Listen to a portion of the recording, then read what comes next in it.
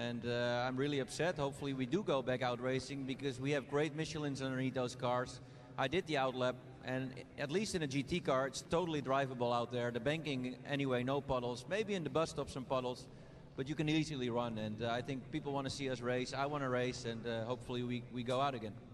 If it does go back to green, let's say that it does, and you get back behind the wheel of the car, what will be the biggest focus for the team to backtrack to the checkered flag? Yeah, I think everybody starts calculating now, and yeah, see how long you can be out there with the fuel numbers, and see how many stops you got to do until the end. I would expect some more yellows for sure with this weather, but yeah, we've done a great race so far, pretty much perfect. All the calls were right on, so if we continue like that, we're definitely in it to win it. All right, and if they do go back to green, it will be Jeroen who has to get back behind the wheel. Just like all of the drivers who climbed out, they will have to take over driving duties. Thank you, ladies. Get yourself dry for a moment or two and step out of the rain, which is still falling heavily. 7:22 a.m. Eastern was when the red flag came out. It's exactly 8 o'clock in the morning. And we'll just take a quick update. Nothing has changed, of course. Being behind the safety car, now under red flag, it's still the number 10, Konica Minolta Cadillac racing car that leads. There are 4 cars on the lead lap. The 10, the 6 and the 7 Acuras, and the 31, that's the Whelen Engineering red and white Cadillac, all on the lead lap. Should we get back underway, we'll get you an update as soon as we can. In LMP2, gaps and laps between the teams. It's the 81 Elton Julian's Dragon Speed car that leads from the teammate car, the 18 in second. Pastor Maldonado brought that car in. He's 3 laps away from his teammate, but 4 laps ahead of the number 38, the other LMP2 car. 7th, 8th and 9th overall. In GT Le Mans, Giuseppe Risi's bright red Ferrari is leading, and the top 6 are on the lead lap there. So that's the 62 Ferrari, the 912 Porsche, the 66 Ford, the 911 Porsche, the 67 Ford, and the last car on the lead lap in GTLM in 16th position overall, 6th place in class, the BMW M8 GTE, the number 25 car. In GTD, 12 cars, a round dozen on the lead lap. AJ Allmendinger just interviewed there down in the wet on the pit lane. The 86 Michael Shank Racing Acura NSX leading from the 29 Motorplast by Lant Audi in second.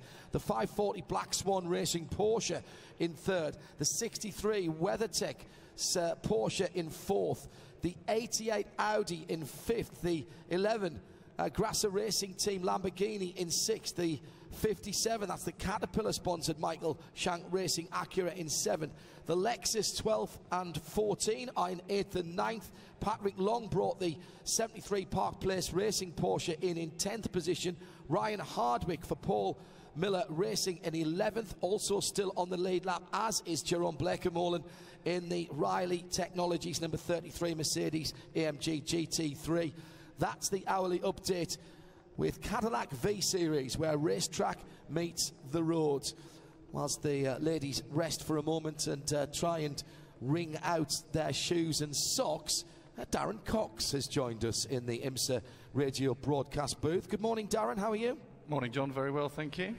Darren, you might remember, was the driving force behind Nissan's PlayStation GT Academy a few years ago. As no stranger to standing in commentary boxes around the world talking to me. No stranger to these conditions either. You've done a bit of racing yourself over the last few years. No chance, no option at all for the race officials other than to put the cars in the pit lane here, I don't think. No, we had a sneaky return back to the hotel, and just driving the road car in these conditions is bad enough. So really, out on the street? Yeah. Traction, and it was so predictable against the rear-wheel drive car. It was in the wet, but it wasn't in monsoon conditions like we've got here. As you say, it ceases to become fun at that point. Yeah, absolutely, and you know, no one wants anyone to stick a car in the wall. Even, you know, all the 24-hour races, bar probably Dubai, that we've been involved in, have weather, and that makes the characters of them so different for a start off, but also so challenging. You know, you don't just go round in dry. Soon, although the radar is showing us in a bit of a lull as far as the weather is concerned, I can still see rain falling. It's nowhere near as big a drops as it was earlier on, but it's still just as persistent. It might actually be smaller drops, but more rain falling, if that makes any sense. Darren, how are you filling your days nowadays? Mostly gaming. Obviously, as you mentioned. Aren't you